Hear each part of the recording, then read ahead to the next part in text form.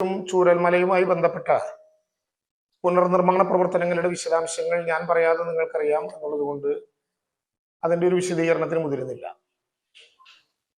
ചൂരൽമലയിൽ പണിതുകൊണ്ടിരിക്കുന്ന ടൗൺഷിപ്പിലെ വീടുകളിൽ വിള്ളലുണ്ടായി എന്ന് കാണിച്ച് ചില മാധ്യമങ്ങളിൽ വന്ന വാർത്ത സാമൂഹ്യ മാധ്യമങ്ങളിൽ സർക്കാരിനെതിരായി മാത്രമല്ല മലയാളത്തിനെതിരായി, കേരളത്തിനെതിരായി അപകടകരമായ വിധത്തിലുള്ള ഒരു പ്രചരണം നടക്കുന്ന സമയത്ത് വിവിധ ജില്ലകളിൽ വെച്ച് മാധ്യമ സുഹൃത്തുക്കൾ അക്കാര്യത്തിനോട് പ്രതികരിക്കണം എന്നോട് ആവശ്യപ്പെട്ടിരുന്നു. എന്നാൽ ഏതെങ്കിലും ഒരു മാധ്യമത്തിനോ പൊതുവെ മാധ്യമ സുഹൃത്തുക്കൾക്കോ ഇതുമായി ബന്ധപ്പെട്ട വിശദാംശങ്ങൾ നേരിട്ടറിയാതെ ലഭ്യമായ വിവരങ്ങൾ വെച്ച് പ്രതികരിക്കുന്നത് ശരിയല്ല എന്നുള്ളത് കൊണ്ടാണ് വയനാട്ടിലെ എപ്പോഴും സ്ഥിരമായി പോകുന്ന ചൂരൽമലയിലെ മനുഷ്യർക്ക് വേണ്ടി നിർമ്മിക്കാൻ ലോക മാതൃകകൾ ഇല്ലാത്ത വിധം നാം തീരുമാനിച്ചിട്ടുള്ള പുതിയ ടൗൺഷിപ്പിലേക്ക് പോകാനിടയായി. വീടുകളുടെ നിർമ്മാണവുമായി ബന്ധപ്പെട്ട് നേരത്തെ ഉണ്ടാക്കിയിട്ടുള്ള വിശദാംശങ്ങളെല്ലാം നിങ്ങൾക്കറിയാം. അതോടൊപ്പം തന്നെ ആ വീട് നിർമ്മിക്കുമ്പോൾ സാധാരണ നിലയിൽ നമ്മുടെ വീടുകളൊന്നും നിർമ്മിക്കുമ്പോൾ കാണാത്ത വിധത്തിൽ ഒരു വാട്ടർ പൗണ്ടിങ് ടെസ്റ്റ് നടത്തണം എന്ന് നേരത്തെ തന്നെ തീരുമാനിച്ചതിന്റെ ഉത്തരവാദിത്വത്തോടു കൂടി നമ്മൾ പറഞ്ഞിരുന്നു. വാട്ടർ പൗണ്ടിങ് ടെസ്റ്റ് നടത്തണം എന്ന് നിശ്ചയിച്ചത് ഋതുക്കളില്ലാത്ത വിധം അല്ലെങ്കിൽ കാലാവസ്ഥ വ്യത്യാസങ്ങളിൽ എങ്ങനെയായിരിക്കും ഇതിന്റെ നിർമ്മാണ പ്രവർത്തനങ്ങളുടെ ഉറപ്പ് എന്ന് ബോധ്യപ്പെടാൻ വേണ്ടി കൂടിയായിരുന്നു. വാട്ടർ പൗണ്ടിങ് ടെസ്റ്റ് എന്ന് പറഞ്ഞാൽ നിങ്ങൾക്ക് എല്ലാവർക്കും അറിയാവുന്നത് പോലെ നിർമ്മിക്കപ്പെട്ട വീടിന്റെ ടെറസിൽ 24 മണിക്കൂർ വെള്ളം കെട്ടി നിർത്തും. അങ്ങനെ വെള്ളം കെട്ടി നിർത്തിയ സ്ഥലത്ത് ടെറസിൽ നിന്ന് തന്നെ വെള്ളം ഏതെങ്കിലും വിധത്തിൽ ലീക്കായി താഴത്തേക്ക് പോകുന്നുണ്ടോ എന്ന് കണ്ടാൽ അത് നോട്ട് ചെയ്ത് അതിന് മുകളിലുള്ള ടെറസിന്റെ ഭാഗത്ത് സാങ്കേതികമായ ഭാഷയിൽ പറഞ്ഞാൽ ഒരു എപ്പോക്സി ട്രീറ്റ്മെന്റ് നടത്തും. എപ്പോക്സി ട്രീറ്റ്മെന്റ് നടത്തി അത് ഏതെങ്കിലും വിധത്തിൽ വെള്ളം ലീക്ക് ചെയ്തില്ല എന്ന് ഉറപ്പിക്കാൻ വേണ്ടി വീണ്ടും അവിടെ തന്നെ വെള്ളം കെട്ടി 24 മണിക്കൂർ നിർത്തും. വെള്ളം കിരിഞ്ഞു പോകുന്നില്ല എന്ന് ഉറപ്പുവരുത്തിയാൽ വീണ്ടും അവിടെ വാട്ടർ പ്രൂഫിംഗ് എന്ന് പറയുന്ന സ്വിമ്മിംഗ് പൂളിന് പോലും നടത്തുന്ന വിധത്തിലുള്ള വാട്ടർ പ്രൂഫിംഗ് നടത്തും. വാട്ടർ പ്രൂഫിംഗ് നടത്തിയിട്ടും അതിന്റെ മുകളിൽ 2 മുതൽ 7 സെന്റിമീറ്റർ വരെ കനത്തിൽ സ്ക്രീഡ് കോൺട്രാക്റ്റിംഗ് നടത്തും. പിന്നീട് ഒരു ചോർച്ചയും ബലക്ഷവും ഉണ്ടാകില്ല എന്നുള്ളതാണ് നേരത്തെ ചിലരെല്ലാം സൂചിപ്പിച്ചതുപോലെ ഞാൻ സാങ്കേതിക വിദഗ്ധനല്ലാത്തത് കൊണ്ട് ഉന്നതരായിട്ടുള്ള സാങ്കേതിക വിദഗ്ധരുടെ അഭിപ്രായ പ്രകാരം നമ്മൾ തീരുമാനിച്ച ഏറ്റവും പ്രധാനപ്പെട്ട കാര്യം. ഇങ്ങനെ അവിടെ വാട്ടർ പൗണ്ടിങ് ടെസ്റ്റ് നടത്തിയപ്പോൾ 2 വീടുകൾക്ക് വെള്ളം കിനിഞ്ഞു പോകുന്നതായി കണ്ടു. ഈ സ്ഥലങ്ങൾ നോക്കിയെടുത്ത് അവിടുത്തെ നിർമ്മാണ കമ്പനിയുടെ എഞ്ചിനീയർമാർ തന്നെയാണ് ആ ഭാഗത്തിന് ചുറ്റും എഞ്ചിനീയർമാർ തന്നെ പെന്നുകൊണ്ട് ഒരു മാർക്ക് നടത്തേണ്ടായിട്ടുള്ളത്. ഇത് ദൂരെ നിന്ന് ചിത്രീകരിച്ചപ്പോൾ അതൊരു ക്രാക്കാണ് അഥവാ അതൊരു വിള്ളലാണ് എന്ന വിധത്തിൽ വിവരമറിയിച്ചു. ഈ വാർത്ത വളരെ വ്യാപകമായി ഇതിനിടയിൽ പരക്കുകയുണ്ടായി. യഥാർത്ഥത്തിൽ താപനിലയിൽ ഉണ്ടാകുന്ന വ്യത്യാസം മൂലം നിർമ്മാണ വേളയിൽ ഉണ്ടാകാവുന്ന ഒരു ശ്രിങ്കേജ് ആണ് അവിടെ ഉണ്ടായത് എന്നാണ് ബന്ധപ്പെട്ട എഞ്ചിനീയർമാർ, ഏതെങ്കിലും ഒരു കരാറുകാരിയുടെ അല്ല, ഔപചാരികമായി ഗവൺമെന്റ് ചുമതലപ്പെടുത്തിയിട്ടുള്ള കിഫ്കോണിന്റെ സാങ്കേതിക വിദ്യയിൽ അതിസമർത്ഥരായിട്ടുള്ള എഞ്ചിനീയർമാർ ഉൾപ്പെടെ ശ്രിങ്കേജ് ആണ് അവിടെ ഉണ്ടായത് എന്ന് പറയുകയുണ്ടായി. സ്വാഭാവികമായിട്ടും ക്രാക്ക് എന്ന വാക്ക് ഉപയോഗിക്കുമ്പോൾ ആളുകൾ ധരിക്കുന്നത് എന്താ, അതൊരു സ്ട്രക്ചറൽ ക്രാക്ക് ആയിരിക്കും എന്നാണ്. സ്ട്രക്ചറൽ ക്രാക്ക് അല്ല അവിടെ ഉണ്ടായത് എന്ന് അന്ന് രാവിലെ അവിടെ ചെന്ന് സംസാരിച്ചപ്പോൾ എഞ്ചിനീയർമാർ ഉൾപ്പെടെ പറയുകയും അത് ഇതിന്റെ ഉറപ്പിനെ ബാധിക്കില്ല എന്ന് ഉറപ്പ് നൽകുകയും ചെയ്തു. ആ ഘട്ടത്തിലാണ് ആ വീടിനകത്തേക്ക് പോയത്. അവിടെ വീടിനകത്ത് പോയി ഈ വര ഇങ്ങനെ രേഖപ്പെടുത്തിയത് ചാനലുകളിലും സാമൂഹ്യ മാധ്യമങ്ങളിലും തുടർച്ചയായി കാണിക്കുന്നത് കൊണ്ട് ബന്ധപ്പെട്ട ഉദ്യോഗസ്ഥന്മാർ പറഞ്ഞത് മാത്രം കേട്ടു പോരുകയല്ല, അവിടെ ഉണ്ടായത് എന്താണ് എന്നറിയാൻ വേണ്ടിയാണ് അവിടെ കയറി നിന്ന് ഇവര് പെൻസിൽ കൊണ്ട് അടയാളപ്പെടുത്തിയതാണ് എന്ന് പ്രസ്താവിച്ചപ്പോൾ പെൻസിൽ കൊണ്ട് തന്നെ അടയാളപ്പെടുത്തിയതാണോ എന്ന് ഉറപ്പുവരുത്താനായി അവിടെ നോക്കുകയുണ്ടായി.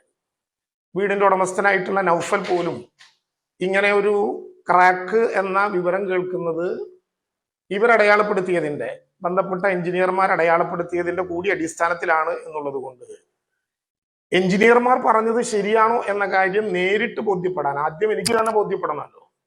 എനിക്ക് ബോധ്യപ്പെടാനും ഞാൻ ബോധ്യപ്പെടുന്നത് വഴി അത് ബാക്കിയുള്ള ആളുകളെ അറിയിക്കാനും വേണ്ടിയാണ് അവിടെ അങ്ങനെ ഒരു സംവിധാനം ഉണ്ടാക്കിയത്. നിങ്ങൾ മനസ്സിലാക്കേണ്ടത് ഏതെങ്കിലും ഒരു മഴയിൽ ചോർന്നൊലിച്ചതല്ല ഇത്. വാട്ടർ പോണ്ടിങ് ടെസ്റ്റിന്റെ ഭാഗമായി നമ്മൾ തന്നെ 24 മണിക്കൂർ വെള്ളം നിറച്ച് നടത്തിയിട്ടുള്ള ടെസ്റ്റിന്റെ അടിസ്ഥാനത്തിൽ ഉണ്ടായതാണ്. ഇനി കെട്ടിടം പൂർത്തീകരിച്ചാലോ?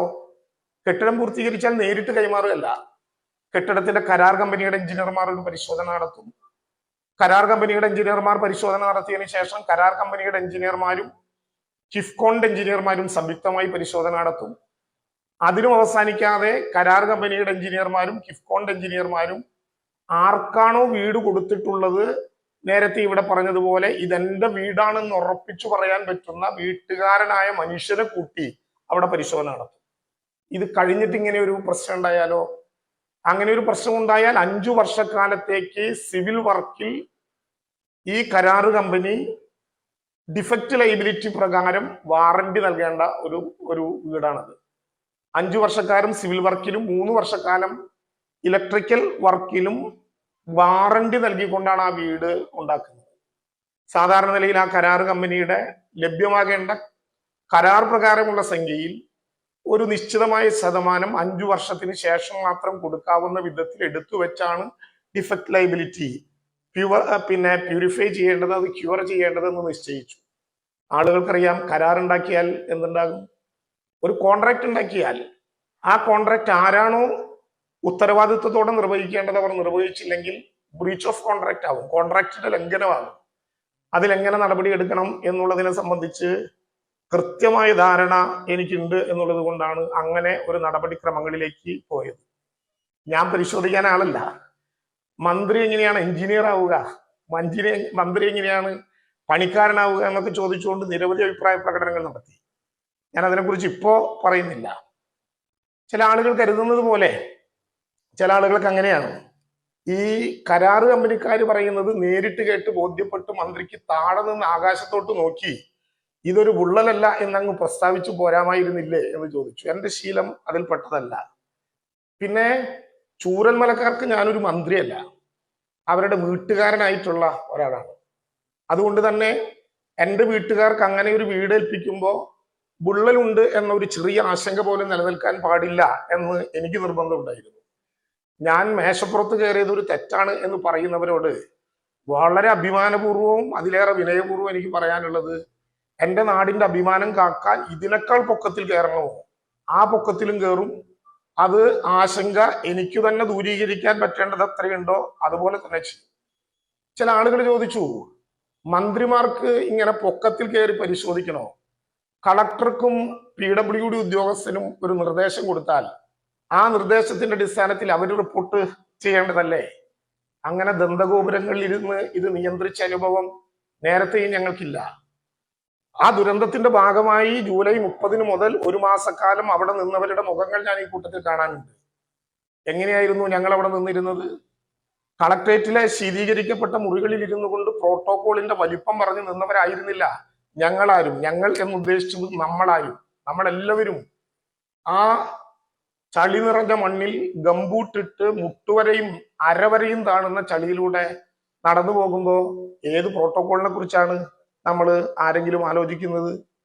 അവിടെയുള്ള 2 ഷട്ടറിന്റെ കൺട്രോൾ റൂമിൽ ഇരുന്ന് നമ്മളെല്ലാവരും ഒരുമിച്ചാണ് ദുരന്തബാധിതർക്കും സഹായികൾക്കും കൊടുക്കുന്ന ഭക്ഷണം പരസ്പരം കഴിച്ച് ആ പ്രവർത്തനങ്ങൾക്ക് രാപ്പകലില്ലാത്ത വിധം നേതൃത്വം നൽകിയത് എന്ന് ഓർമ്മപ്പെടുത്തിക്കൊണ്ട് അവിടെ അതിന്റെ മുകളിൽ കയറി അങ്ങനെ ഒരു പരിശോധന നടത്തേണ്ടത് വരച്ചിട്ടതാണെന്നൊരു കമ്പനി പറഞ്ഞാൽ അത് കേട്ടുപോരലല്ല, അത് ഉറപ്പിച്ചു തന്നെ തീരുമാനിക്കണം എന്ന് ഉറപ്പുള്ള ഒരു പൊതുപ്രവർത്തകന്റെ, മന്ത്രി എന്നതിനേക്കാൾ ഉപരിയായി മനുഷ്യത്വം കാത്തു സൂക്ഷിക്കുന്ന ഒരു മലയാളിയുടെ കടമയാണ് എന്നുള്ളത് കൊണ്ടാണ് പ്രവർത്തനത്തിൽ ഞാൻ ഇറങ്ങിയത്. എന്തെല്ലാം ആക്ഷേപമാണ് അതിന്റെ ഭാഗമായി സൈബർ ഇടങ്ങളിൽ ഉണ്ടായത്. ഞാൻ ഒരു കാര്യം എൻ്റെ പത്രസമ്മേളനം കേൾക്കുകയും വായിക്കുകയും ചെയ്യുന്ന എല്ലാവരോടും പറയട്ടെ, ഏതെങ്കിലും വിധത്തിൽ നൗഫലിനെ സാമൂഹ്യ മാധ്യമങ്ങളിലോ അല്ലാതെയോ ആക്രമിക്കാവുന്ന ഒരു പണിക്കുമാരും മുതിരരുത്. ഞങ്ങൾ പറഞ്ഞാലും മുതിർന്നു എന്നല്ല ഞാൻ പറഞ്ഞതിന്റെ അർത്ഥം. ഒരു പണിക്കുമാരും മുതിരരുത്. നൗഫൽ ഒരു ദുരന്തബാധിതനായിട്ടുള്ള മനുഷ്യനാണ്. അയാൾക്ക് വികാരപരമായ വിധത്തിൽ എന്തെങ്കിലും പറഞ്ഞു എന്ന് കരുതി അദ്ദേഹത്തെ ആക്രമിക്കാവുന്ന ഒരു പണിയും ആരും ചെയ്യരുത് എന്ന് ഞാൻ സവിനയം അഭ്യർത്ഥിക്കുകയാണ്. പക്ഷേ ഒരു ദുരന്തബാധിതന്റെ ഹൃദയം തകർന്ന വാക്കുകൾക്ക് ചൂളമടിച്ചും താളമിട്ടും ഉറക്കെ പരിഹസിച്ച് ചിരിച്ചും നിൽക്കുന്നവർ ഏത് സന്ദേശമാണ് പൊതുസമൂഹത്തിന് നൽകുന്നത് എന്ന് എനിക്ക് വളരെ ഗൗരവമായി തോന്നേണ്ടതുണ്ട്. എന്തെല്ലാം കേൾക്കേണ്ടി വന്നു. കൂലിപ്പണിക്കാരൻ രാജൻ, തൃശ്ശൂരിൽ നിന്നൊരു പണിക്കാരനെ കിട്ടി വാർക്കപ്പണിക്ക്. ഞാൻ തുറന്നു പറയട്ടെ, ഒരു കൂലിപ്പണിക്കാരൻ രാജൻ എന്ന വാക്ക് കേൾക്കുമ്പോൾ ഈ പാർട്ടി ഓഫീസിൽ നിന്ന് പറയാം, എനിക്ക് ആത്മാഭിമാനം വർദ്ധിക്കുന്നതല്ലാതെ ഒരു തരി പോലും അത് കുറഞ്ഞിട്ടില്ല. PC ജോഷിയുടെയും രാജേഷ് റാവുവിന്റെയും P കൃഷ്ണപിള്ളയുടെയും ഒക്കെ സ്മരണകൾ അടങ്ങുന്ന ഈ പാർട്ടി ഓഫീസിൽ നിന്ന് എന്നെ മന്ത്രിയായി ചുമതലപ്പെടുത്തി പറഞ്ഞു വിട്ട് 5 വർഷം കഴിഞ്ഞ് കയറി വരുമ്പോൾ മുതലാളി രാജൻ എന്ന പേര് കേട്ടില്ലല്ലോ. കൂലിപ്പണിക്കാരൻ രാജൻ എന്ന് പറയുന്നതിൽ ആത്മാഭിമാനമുള്ളയാളാണ് ഞാൻ എന്ന് ആവർത്തിച്ച് വികാരപരമായി തന്നെ പറയണം എന്നാണ് എനിക്കിഷ്ടം.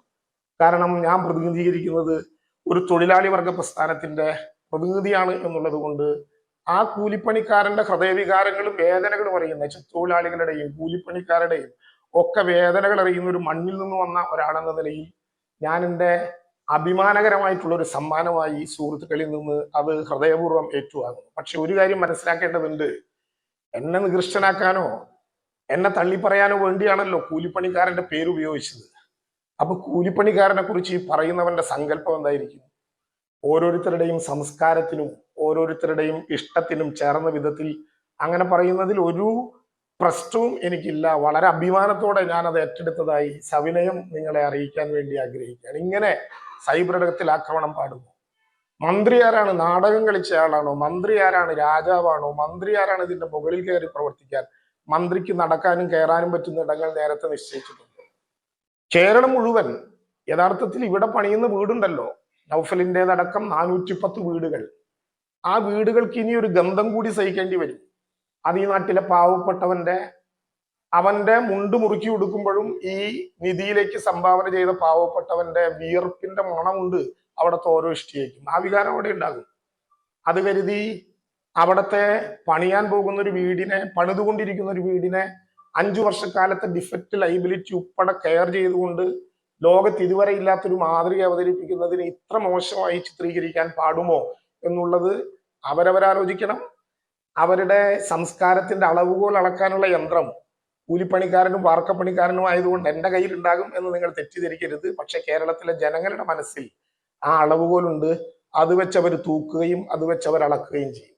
എത്ര ആക്ഷേപങ്ങളാണ് കേട്ടത്. ഇതുവരെ കൊടുക്കാത്ത ബ്രെഡ് പൂത്ത സ്ഥലമല്ലേ ചൂരൽമല. ജൂലൈ 30 വൈകുന്നേരം ഞാൻ ഇരിക്കുമ്പോൾ പല മാധ്യമ സുഹൃത്തുക്കളും അവിടെ ഉണ്ടായിരുന്നു. കേരളത്തിലെ ഹോട്ടൽ ആൻഡ് റെസ്റ്റോറന്റ് അസോസിയേഷൻ ഞങ്ങൾ ഇനിയുള്ള ദിവസം തീരും വരെ ഭക്ഷണം ഉണ്ടാക്കാം എന്ന് ഞങ്ങളോട് പറഞ്ഞു. മേപ്പാടി പോളിടെക്നിക്ക് അതിനുള്ള സ്ഥലമായി ഞങ്ങൾ കൊടുത്തു. ആ ഉണ്ടാക്കുന്ന ഭക്ഷണം ഫുഡ് ആൻഡ് സേഫ്റ്റി എല്ലാ മണിക്കൂറിലും പരിശോധിച്ചു. അങ്ങനെ കൊടുക്കുന്ന ബ്രെഡ് അല്ലാതെ അങ്ങനെ കൊടുക്കുന്ന ഭക്ഷണമല്ലാതെ ഒരു പീസ് ബ്രെഡ് പോലും ഗവൺമെന്റ് കൊടുക്കാതിരിക്കുമ്പോൾ ആ ബ്രെഡ് പൂത്തു എന്ന് പറഞ്ഞവർ എന്തിനാണ് അങ്ങനെ പറഞ്ഞത്? ഏത് താല്പര്യത്തിന് വേണ്ടിയാണ് അങ്ങനെ പറഞ്ഞത്? ലോകത്തിന്റെ മുമ്പിൽ ഈ കേരളത്തെ അപഹസിപ്പിക്കാനല്ലേ? പ്രധാനമന്ത്രി വന്ന ആഗസ്റ്റ് 10 തീയതി എല്ലാ തെരച്ചിലും നിർത്തി എന്ന് പ്രഖ്യാപിച്ചു പ്രസംഗം നടത്തിയത് ഏത് താല്പര്യത്തിന്റെ പേരിലാണ്? ഞാൻ നിങ്ങളുടെ നേരെ വിരൽ ചൂണ്ടുന്നില്ലെങ്കിലും വിനയത്തോടെ ഒരു കാര്യം പറയട്ടെ.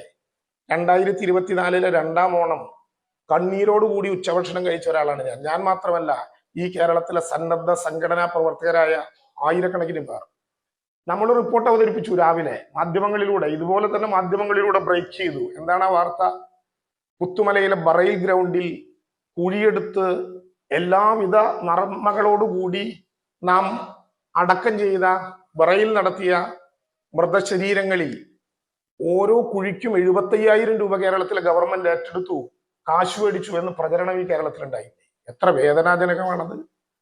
ആ ബറയിൽ ഗ്രൗണ്ടിൽ പെരുമഴയത്ത് അവരവരുടെ യുവജന സംഘടനാ പ്രവർത്തകരുടെ ടീഷർട്ടിന് പുറത്തിട്ട PP കിറ്റിൽ മനുഷ്യനായി നിന്ന് ഒരു ചായ പോലും മേടിച്ചു കുടിക്കാതെ കൊടുത്ത പൊതിച്ചോറ് പകുതി മാത്രം കഴിച്ച് വയറ് നിറയ്ക്കരുത് ഈ പണിക്ക് നിൽക്കുമ്പോ എന്ന് കരുതി അവിടെ പ്രവർത്തിച്ച 10,000-കണക്കിന് ചെറുപ്പക്കാർ വിചാരിച്ചില്ലേ ഞങ്ങൾ കുഴിച്ച കുഴിയിലും ഞങ്ങൾ നടത്തിയിട്ടുള്ള സംസ്കാര ചടങ്ങിലും ഈ ഗവൺമെന്റ് ഓരോ കുഴിക്കും തലയ്ക്ക് വില പറഞ്ഞ് 75,000 രൂപ മേടിച്ചു എന്ന്.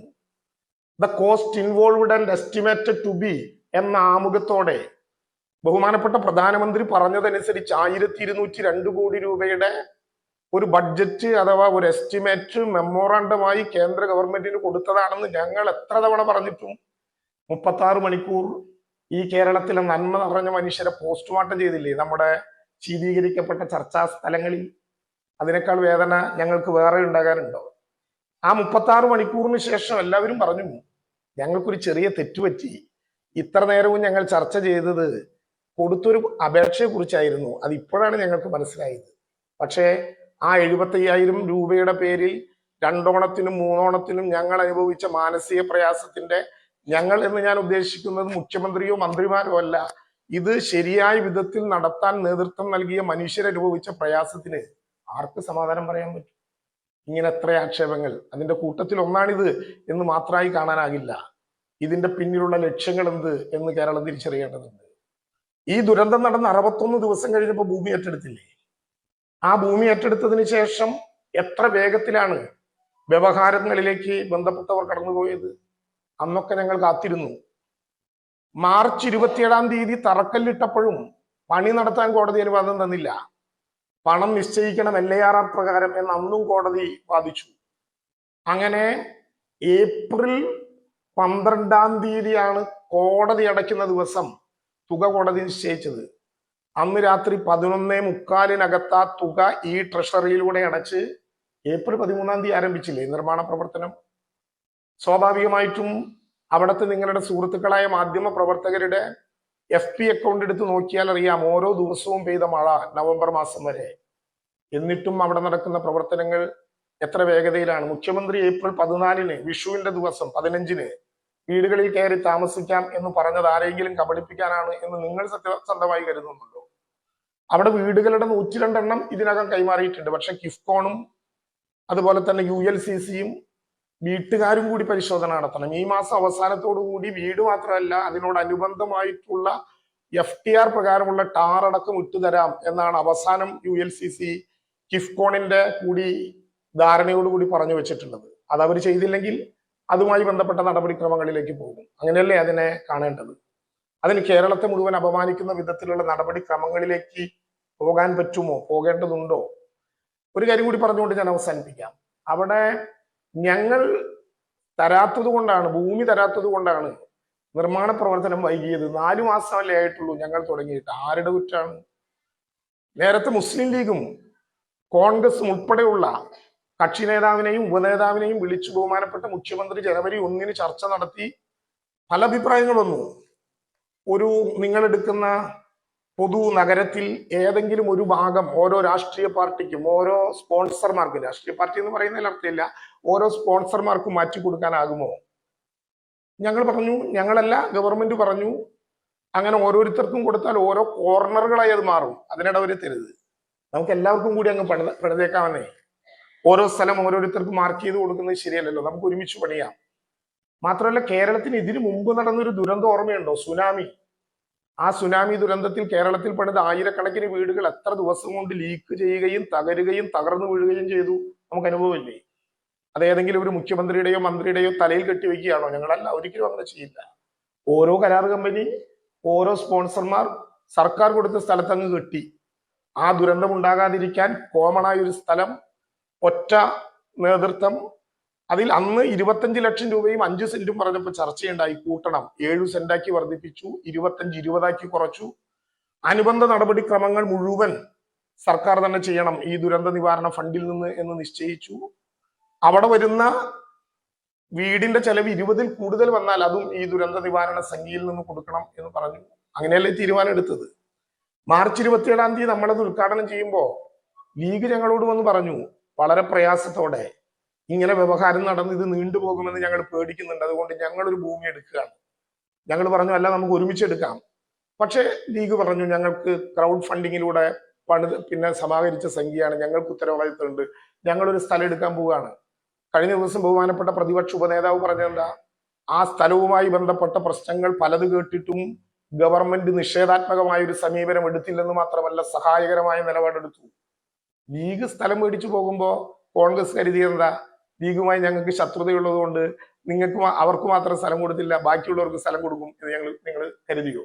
എന്തൊരു വർത്താനാണ് പറയുന്നത്. ഇപ്പൊ കിട്ടിയ കാശാണ് കണക്കെങ്കിൽ ഞങ്ങൾ സ്ഥലം കൊടുത്താൽ അതിൽ എത്ര വീട് പണിയാനുള്ള കാശ് ഇപ്പോ സമാഹരിച്ചതിലുണ്ട്. ഇങ്ങനെയൊക്കെ വ്യത്യസ്തമായ ചോദ്യങ്ങളുണ്ട്. അതിലേക്കൊന്നും ഇപ്പോ കടക്കണം എന്ന് ഞാൻ ആഗ്രഹിക്കുന്നില്ല. ഒരു കാര്യം ഞാൻ പറയാം, എത്ര ഭീതി പരത്താൻ ശ്രമിച്ചാലും ഏറ്റവും ഉറപ്പായ 5 വർഷക്കാലത്തെ ഡിഫക്ട് ലയബിലിറ്റി ഉള്ള 7 വർഷം മുതൽ 20 വർഷം വരെ ഗ്യാരണ്ടിയുള്ള ഉപകരണങ്ങളോട് കൂടിയിട്ടുള്ള വീട് പണിതു കൊടുക്കാം എന്ന കരാറ് ബന്ധപ്പെട്ടവർ നടപ്പിലാക്കിയേ മതിയാകൂ. കരാറുമായി ബന്ധപ്പെട്ട ആരൊക്കെ ഒപ്പിട്ടിട്ടുണ്ടോ അവർ നടപ്പിലാക്കിയേ മതിയാകൂ. അതിൽ ഒരാളെയും സംരക്ഷിക്കേണ്ട ഉത്തരവാദിത്തം ഞങ്ങൾക്കില്ല. പക്ഷെ കേരളത്തിൽ നടക്കുന്ന തെരഞ്ഞെടുപ്പ്, അസമിൽ നടക്കുന്ന തെരഞ്ഞെടുപ്പ്, ബംഗാളിൽ നടക്കുന്ന തെരഞ്ഞെടുപ്പ്, ഇതുമായി ബന്ധപ്പെട്ട തൊഴിലാളികളുടെ യാത്ര, ഇതെല്ലാം പറഞ്ഞാൽ അത് മനസ്സിലാവുമല്ലോ നമുക്ക്. ആ മനസ്സിലാകലിൽ മുഖ്യമന്ത്രി പറഞ്ഞതിനേക്കാൾ ഒരു 15 ദിവസം കൂടി വൈകുന്നു എന്ന് പറഞ്ഞാൽ അതിൽ മറ്റേതെങ്കിലും ചിന്തിക്കേണ്ടതുണ്ടോ? ഇല്ല എന്ന് എനിക്ക് തോന്നുന്നു. എങ്കിലും ഏറ്റവും വേഗതയിലാക്കാനുള്ള നടപടിക്രമം എടുക്കാം. ബന്ധപ്പെട്ടവരുടെ യോഗം പിടിക്കാനുള്ള ചില തടസ്സങ്ങളുണ്ട്. അത് കോഡ് ഓഫ് കോണ്ടക്ട് നിലനിൽക്കുന്നു എന്നുള്ളത് കൊണ്ടാണ്. മാർച്ച് 15 അത് വന്നാൽ പിന്നെ ഔപചാരികമായിട്ടുള്ള യോഗം വിളിക്കാൻ മന്ത്രിമാർക്ക് പ്രത്യേകമായിട്ടുള്ള ചില അനുവാദങ്ങൾ തെരഞ്ഞെടുപ്പ് കമ്മീഷനിൽ നിന്ന് വേണം. അതും കിട്ടുമോ എന്നുള്ള കാര്യം തെരഞ്ഞെടുപ്പ് കമ്മീഷനുമായി കൂടിയാലോചിക്കും. ഒരു കാര്യം ഞാൻ ഉറപ്പിച്ചു പറയട്ടെ, ഇത്തരത്തിലുള്ള ധാരണകൾ ഉള്ളത് കൊണ്ട് ഒരാൾക്കും ഭീതി വേണ്ട, ഒരാൾക്കും ഭീതി ഉണ്ടാകേണ്ട കാര്യമില്ല. എങ്ങനെയാണോ നമ്മൾ നിശ്ചയിച്ചത് അത്ര മനോഹരമായി. ചിലരൊക്കെ മേടിച്ച സ്ഥലം പണി ആരംഭിക്കുന്നതിനും നിർമ്മാണത്തിന്റെ പില്ലർ അടിക്കുന്നതിനും പ്ലാൻ പാസ്സാക്കുന്നതിനും മുമ്പ് കെട്ടിപ്പൊതിഞ്ഞു വെച്ചിരിക്കുകയാണ്. ഇത് തുറന്നു കിടക്കല്ലേ ആദ്യത്തെ ദിവസം മുതൽ. അതിനെക്കുറിച്ച് ഇന്നൊരു ചാനൽ ഒരു സംശയം രേഖപ്പെടുത്തിയായി ഞാൻ കണ്ടു. കുറച്ച് ശരിയുണ്ടാകാം, ഇങ്ങനെ തുറന്നിട്ടാൽ ആളുകൾ വന്ന് എന്തെങ്കിലും കുഴപ്പമുണ്ടാക്കിയാൽ. പക്ഷേ ടൗൺഷിപ്പ് ഒരു തുറന്ന പുസ്തകമാണ്. അത് ആർക്കും എപ്പോഴും കയറി പരിശോധിക്കാവുന്ന വിധത്തിലുണ്ട്. ഒരു ചാനൽ പറഞ്ഞു തന്നെ പ്രയാസപ്പെടുത്തി. അത് ചിത്രസഹിതം കാണിക്കുകയാണ്. മുകളിലുള്ള വെള്ളം കെട്ടിവെച്ചതിന്റെ സൈഡിലുള്ള, ഞങ്ങളിതിനെന്താ തൃശ്ശൂരും തിരുവനന്തപുരവും പറയുന്നതിന് വ്യത്യാസം ഉണ്ടാവും. സൈഡ് കെട്ടും, വെള്ളം പിടിച്ചു നിർത്താൻ വേണ്ടി അരികു കെട്ടും, സിമന്റ് വെച്ച് ചെറുതായി കെട്ടും. അത് വെള്ളം കെട്ടി നിർത്തുന്ന പണി തീർന്നാൽ വാട്ടർ കോണ്ടിങ് ടെസ്റ്റ് കഴിഞ്ഞാൽ അതങ്ങ് പൊളിച്ചു കളയും. സ്വാഭാവികമല്ലേ, അവിടെ വീട് പണിയാൻ വേണ്ടി വെച്ച സ്ഥലമല്ലേ. ഇങ്ങനെ തെറ്റായ ആശങ്കകൾ ഉണ്ടാകരുത്. അവിടെ ഉപജീവന പത്ത കൊടുത്തില്ല എന്ന പ്രതിസന്ധി ഉണ്ടായി. 18-ാം തീയതി അത് കൊടുത്തു. മാർച്ച് 31 എക്കണോമിക്കൽ ഇയർ എൻഡിങ് ഉള്ളത് കൊണ്ട് ട്രഷറിയിലുള്ള പണം ഫിനാൻസിലേക്ക് തിരിച്ചു വന്നതാണ്. അത് ഏപ്രിൽ മാസത്തിൽ വീണ്ടും അങ്ങോട്ട് കൊടുത്തു. ഏപ്രിൽ 18-നുള്ളിൽ അത് കൊടുത്തു. അത് കൊടുക്കുമ്പോൾ കേരളത്തെ കുറിച്ച് ഒരു കാര്യം, ആരുടെ ഔദാര്യമല്ല, പക്ഷെ ഒരു കാര്യം നാം ഓർക്കണം. ദുരന്തം നടന്ന് 21 മാസക്കാലം കഴിയുമ്പോഴും ഒരു മാസത്തെ പോലും വാടകയോ, ഒരു മാസത്തെ പോലും ദിനപത്തയോ, ഒരു വീട്ടിൽ 2 പേർക്ക് കൊടുക്കുന്ന ദിനപത്തയോ, ശയ്യാവലംബനായ രോഗിക്ക് കൂട്ടിരിക്കുന്നവന് കൊടുക്കുന്ന ദിനപത്തയോ, കൂപ്പണോ ഒന്നും ഈ കേരളത്തിൽ മുടങ്ങിയിട്ടില്ല എന്നുള്ളത് ഞങ്ങളുടെ അഹങ്കാരമല്ല, ആരുടെയും ഔദാര്യമല്ല. എങ്കിലും വിനയപൂർവ്വം അത് കേരളത്തിന്റെ പൊതു നേട്ടമാണെന്നെങ്കിലും ഏറ്റവും ചുരുങ്ങിയത് കരുതാൻ നമുക്കാവണം. അതുകൊണ്ട് ഇത്തരം വാർത്തകൾ പ്രചരിപ്പിക്കുകയോ സാമൂഹ്യ മാധ്യമങ്ങളിൽ പോസ്റ്റ് ഇടുകയോ ചെയ്തതുകൊണ്ട് ബന്ധപ്പെട്ട ഒരാൾക്കും സുരക്ഷിതമായിട്ടുള്ള വീട് ലഭ്യമാകുമെന്ന പേടി വേണ്ട. കൊടുത്തവർക്ക് പട്ടയം ഉൾപ്പെടെയാണ് കൊടുത്തിട്ടുള്ളത്. അതുകൊണ്ട് ആ കാര്യത്തിൽ ഒരാശങ്കയും വേണ്ട എന്ന കാര്യം ഏറെ ബഹുമാനത്തോടെയും വിനയത്തോടെയും അറിയിക്കാൻ ഞാൻ ശ്രമിക്കും.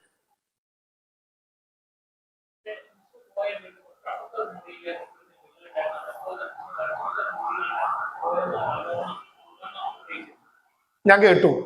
ഞാൻ ചെന്ന് നിന്നത് ചിത്രങ്ങളിലൂടെ പടർത്തിയിട്ടുള്ള സാധനം നേരിട്ട് കണ്ട സ്ഥലമാണ്. അപ്പുറത്ത് കൂടി ഉണ്ടെങ്കിൽ ആരെങ്കിലും എൻ്റെ കയ്യിൽ ഒന്ന് മാന്തിയാൽ ഞാൻ അപ്പുറത്തേക്കും കിടക്കും. ആരും എന്നോട് പറഞ്ഞില്ല. ഞാൻ ആ വീട്ടുകാരൻ അവിടെ അന്വേഷിച്ചു എന്നുള്ളൊരു യാഥാർത്ഥ്യമാണ്. അദ്ദേഹം അവിടെ ഉണ്ടായില്ല, കണ്ടില്ല ഞാൻ നേരത്തെ. അവിടുത്തെ 178 കുടുംബത്തിലെ അംഗങ്ങളെ എനിക്ക് നേരിട്ടറിയാവുന്നതും അവർക്ക് എന്റെ കൈപിടിച്ചു വലിക്കാവുന്നതും അവർക്ക് എന്നോട് ചോദ്യം ചോദിക്കാവുന്നതുമായ കാര്യമാണ്. ഇനി അവിടെ വീണ്ടും പോയി പരിശോധിക്കണോ? ഞാൻ അതിന് റെഡി. അതിനെക്കുറിച്ചും ഈ പറയുന്ന ഉത്തരം ഇതുപോലെ ഒരു സംഭവമാണ്. ഒരു സ്ട്രക്ചറൽ ക്രാക്ക് ആണെങ്കിൽ വിണ്ട് കീറുക എന്നാണ് അതിന്റെ അർത്ഥം.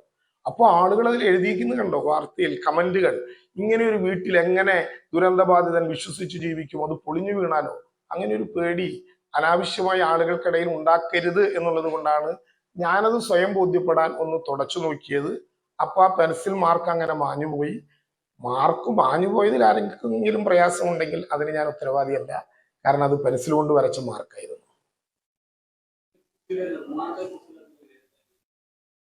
ഞങ്ങൾക്ക് ഇതുവരെ പ്രത്യേകിച്ച് പരാതികളൊന്നും കിട്ടിയിട്ടില്ല. അതിന്റെ അർത്ഥം ഞങ്ങൾ അവരുടെ വക്കീലന്മാരായി നിൽക്കുക എന്നല്ല. ഒരു കമ്പനിയുമായിട്ടുള്ള ഒരു ധാരണ ഉണ്ടാക്കി ഇതുവരെ അവരുടെ പ്രവർത്തനങ്ങളിൽ ഒരു വിധത്തിലുള്ള പരാതിയും ഞങ്ങളുടെ മുമ്പിൽ ഉണ്ടായിട്ടില്ല. അതുകൊണ്ട് പ്രത്യേകിച്ചൊന്നും പറയേണ്ട കാര്യമില്ല.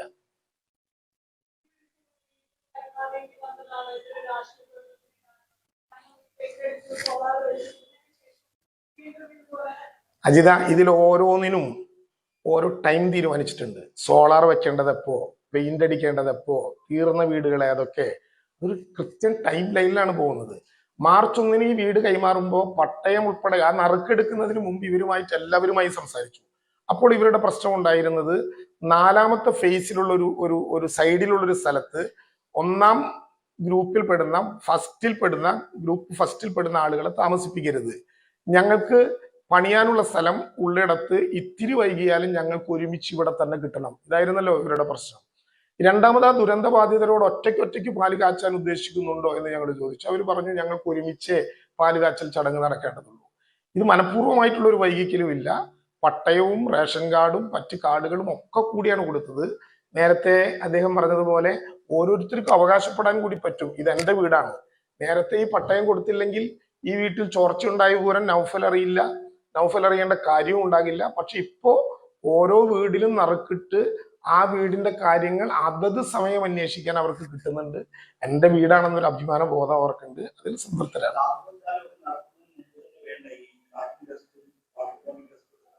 വേണമെന്നില്ല, ഞങ്ങൾ അവരുമായിട്ട് കൂടിയാലോചിച്ചു.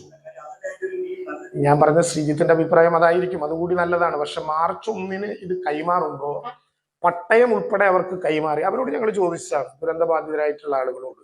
അങ്ങനെ കൈമാറുമ്പോൾ നിശ്ചിതമായ ഒരു സമയത്തിനുള്ളിൽ ചെറിയ കാര്യങ്ങളേ ഉള്ളൂ. ഓരോ വീട്ടിൽ നമ്മൾ കയറുമ്പോൾ സാധാരണ ഉണ്ടാകാറുള്ള പ്രയാസങ്ങളുണ്ടല്ലോ, അത്രയ്ക്ക് സമയമെടുത്തില്ല, അത്രയ്ക്ക് നേരവും നമ്മൾ എടുത്തില്ല. അതൊരു തെറ്റായ കാര്യമാണെന്ന് എനിക്ക് തോന്നുന്നില്ല.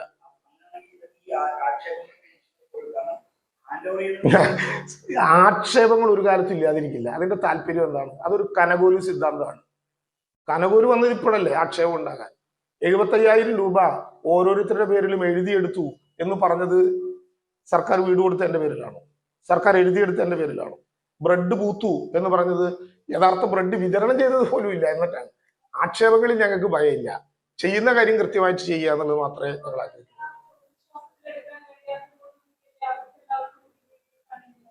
ആര് മീഡിയ കണ്ടു? അവരെല്ലാവരും എന്ന് പറഞ്ഞാൽ അടക്കമില്ല. നൗഫൽ കണ്ടു. നൗഫലിനെ തെറ്റിദ്ധരിപ്പിച്ചതാണ് യഥാർത്ഥത്തിൽ. നൗഫലിന്റെ വീട് കൈമാറുമ്പോൾ ഞാൻ അങ്ങനെ പറഞ്ഞ അഭിപ്രായം എനിക്കില്ല. അദ്ദേഹത്തിന്റെ വീട് ഔപചാരികമായി കൈമാറിയതിനു ശേഷം ഏതെങ്കിലും പരാതി ഉണ്ടെങ്കിൽ ഡിഫക്റ്റ് ലൈബിലിറ്റി, നമ്മൾ എത്ര വീടുകളിൽ താമസിക്കുന്നവരാണ്, നിർമ്മിച്ചവരാണ്, അങ്ങനെ എന്തെങ്കിലും പരാതി ഉണ്ടെങ്കിൽ സ്വാഭാവികമായിട്ടും ആ കോൺട്രാക്ടർ ഉത്തരം പറയേണ്ടി വരും എന്ന് 5 കൊല്ലത്തെ സിവിൽ സ്റ്റേറ്റ്മെന്റ് എഴുതിയിട്ടുണ്ട്. ഇത് വിള്ളലാണ്, സ്ട്രക്ചറൽ ക്രാക്ക് ആണെന്ന അഭിപ്രായം ഏത് ഇൻഡിപെൻഡന്റ് എഞ്ചിനീയറെ കൊണ്ടും ഏതു മാധ്യമത്തിലും ഏതു സുഹൃത്തിനും അന്വേഷിപ്പിക്കാം. ഉണ്ടെങ്കിൽ ബന്ധപ്പെട്ടവർ സമാധാനം പറയേണ്ടി വരും.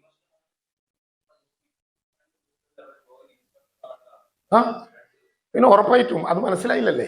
ഞാൻ പറഞ്ഞല്ലോ, ആ 102 വീടുകൾ മിനിഞ്ഞാന്ന് തയ്യാറായതിനു ശേഷം 2ാം ഘട്ടമാണ് ജോയിന്റ് ഇൻസ്പെക്ഷൻ. ഇനി ഒരു ഘട്ടം കൂടിയുണ്ട്. അത് വീട്ടുകാരനും ULCCയും കിഫ്കോണും കൂടിയുള്ളതാണ്. മൂന്ന് ഘട്ട ഇൻസ്പെക്ഷൻ ഉണ്ട്. ആദ്യഘട്ടം ULCCയുടെ എഞ്ചിനീയർമാർ, 2ാം ഘട്ടം കിഫ്കോൺ ULCC. ഞാൻ കൃത്യമായി പറഞ്ഞല്ലോ, അന്ന് അവിടെ പറഞ്ഞല്ലോ. 3ാം ഘട്ടം കിഫ്കോൺ ULCC പ്ലസ് വീട്ടുകാരൻ. അതിൽ 2ാം ഘട്ടമാണ് ഇപ്പോൾ നടക്കുന്നത്. 2ാം ഘട്ടം സംതൃപ്തിപ്പെടുത്തിയാൽ ഏറ്റവും അടുത്ത മിനിറ്റിൽ വീട്ടുകാരനെ കൊണ്ടുകൂടി പരിശോധിക്കും. അല്ല എന്ന് ഞാൻ പറഞ്ഞല്ലോ, നടപടിക്രമം ഈ വിധത്തിൽ തന്നെയാണ്. അവരോട് കൂടി പറഞ്ഞിട്ടാണ്. സ്വാഭാവികമായും ആളുകൾ ഇങ്ങനെ പോകുന്നതിന്റെ ഭാഗമായി 5-10 ദിവസം വൈകിട്ടുണ്ടാകും. ഞങ്ങൾ അങ്ങനെ കരുതുന്നില്ല.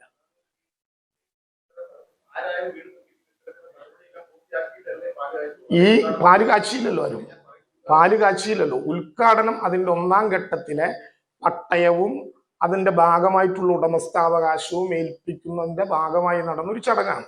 അവർക്ക് വീട് കയറി പാല് കാച്ചുന്നത് ഒരുമിച്ച് വേണം എന്നാണ് അവർ പറഞ്ഞത്. ഒരുമിച്ച് തന്നെ പാല് കാച്ചാം, നമുക്ക് എല്ലാവർക്കും അതിൽ പങ്കെടുക്കാം. അത് കഴിഞ്ഞ് വീണ്ടും പോയി പരിശോധിക്കാം.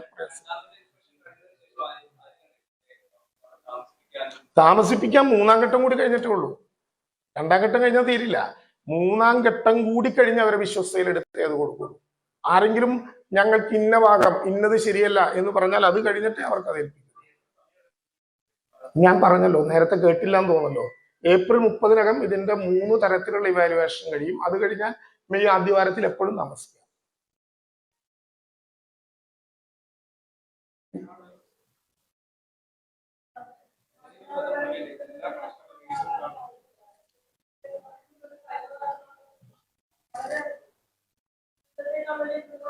ഉറപ്പായിട്ടും നൗഫലിനെയും സൈബറിൽ ആക്രമിക്കരുത്, എന്നെയും ആക്രമിക്കരുത്, മാധ്യമ പ്രവർത്തകരെയും ആക്രമിക്കരുത്.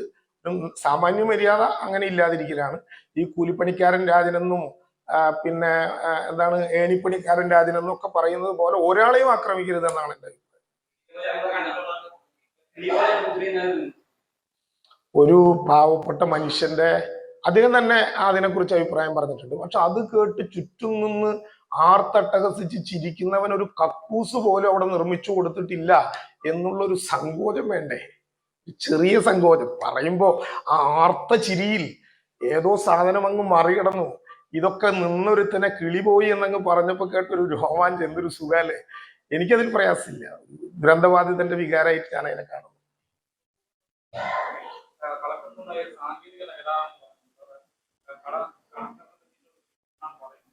കളക്ടർക്കോ? എന്തിനാ പറയുന്നത്? പുതിയ ആളുകളെ നീ കരാർ കമ്പനി അല്ലാതെ നീ കളക്ടർ ഇടപെടുത്തണം. അല്ല, ഈ ഞാൻ പറഞ്ഞല്ലോ, ഞാൻ നേരത്തെ കൃത്യമായി അതിന്റെ സാങ്കേതിക പദം നിങ്ങളോട് പറഞ്ഞു. ആ സാങ്കേതിക പദത്തെ അവതരിപ്പിക്കുന്ന ഒരു സ്ട്രക്ചറൽ ക്രാക്ക് ആണോ എന്നുള്ളതായിരുന്നു നമ്മുടെ മുമ്പിലുള്ള ഒരു പ്രശ്നം. അതൊരു സ്ട്രക്ചറൽ ക്രാക്ക് അല്ല എന്ന് അവര് തന്നെ പറഞ്ഞിട്ടുണ്ട്. ഇനി ആർക്കെങ്കിലും പരിശോധിക്കണമെങ്കിൽ അങ്ങനെ പരിശോധിക്കുന്നതിൽ ഒരു അപകടവും ഇല്ല. അതൊരു ശൃംഗേജ് മാത്രമാണ്. അതിന് ലീക്ക് ആവുക എന്നുള്ളതിന്റെ ഇംഗ്ലീഷ് എന്ന് പറഞ്ഞാൽ ഞാനത് പറഞ്ഞുതരാം. ആര് പറഞ്ഞു?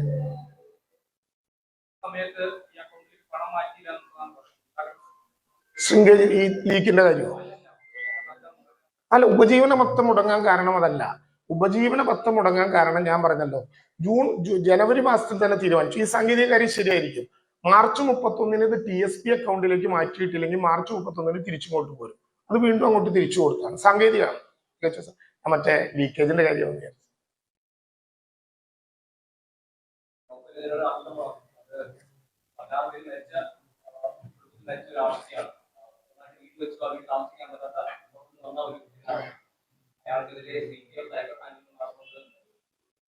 അല്ല, ഞാൻ പറഞ്ഞല്ലോ, സൈബർ ആക്രമണങ്ങൾ ഒന്നിനും ശരിയല്ല.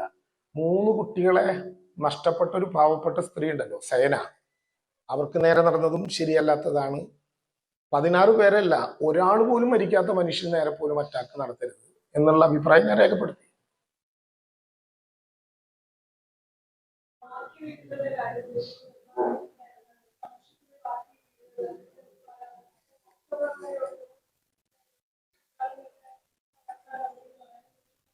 ഞാൻ പറഞ്ഞത്, ഒരു നിശ്ചിതമായ കാലത്തെ സംബന്ധിച്ച് ഒരു കരാർ വെച്ചിട്ടുണ്ടല്ലോ, അതിൽ നിന്ന് വിട്ടുപോകാൻ അവർക്ക് പറ്റില്ല. വിട്ടുപോയാൽ ബ്രീച്ച് ഓഫ് കോൺട്രാക്ട് ആവും. അതിന്റെ നടപടിക്രമങ്ങളുമായിട്ട് മുന്നോട്ട് പോകും.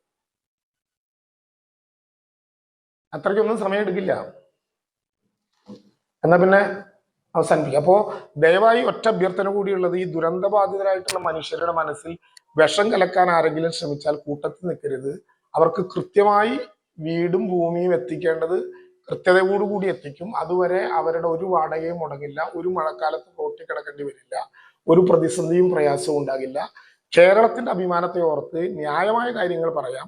പക്ഷെ ഇത്തരത്തിലുള്ള പ്രചരണങ്ങൾക്ക് സമയമെടുക്കാതെ ഇവിടെ അവസാനിപ്പിക്കണം എന്നുകൂടി അഭ്യർത്ഥിക്കുന്നു.